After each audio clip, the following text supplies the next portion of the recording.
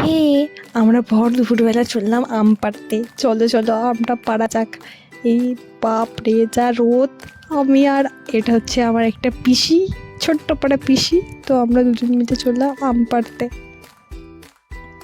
এই তো এই আমটা এখন পাড়া হবে।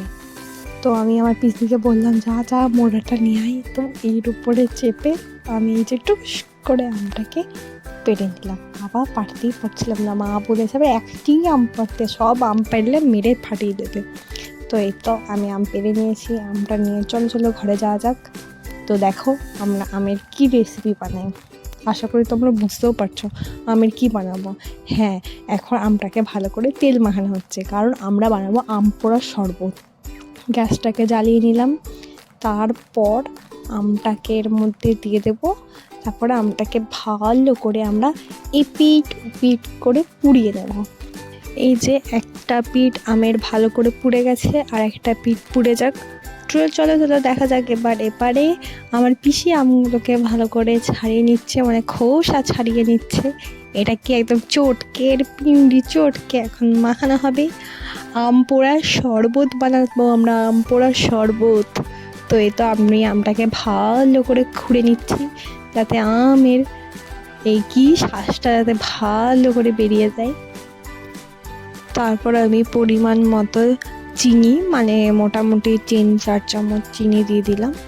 তারপর স্বাদ মতো বিট নুন আমি ইউজ করেছি। বিট নুন না থাকলেও তোমরা এমনি প্লেন নুনও ইউজ করতে পারো।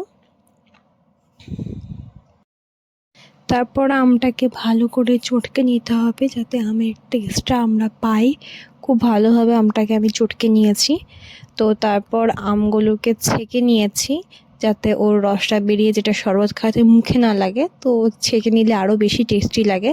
তো চামচ দিয়ে একটু ঘেটেও নেবে, না জমাট বাঁধা থাকে তো। তারপর এখানে আমি বাড়িতে তৈরি করে রাখা ভাজা মশলা দিয়ে দিলাম। তো ভাজা মশলাটা দিলে আরও বেশি টেস্টি লাগে, খুবই সুন্দর লাগে খেতে। চলো এবার এটাকে ভালো করে ঘাটিয়ে নিয়ে মজা করা যাক।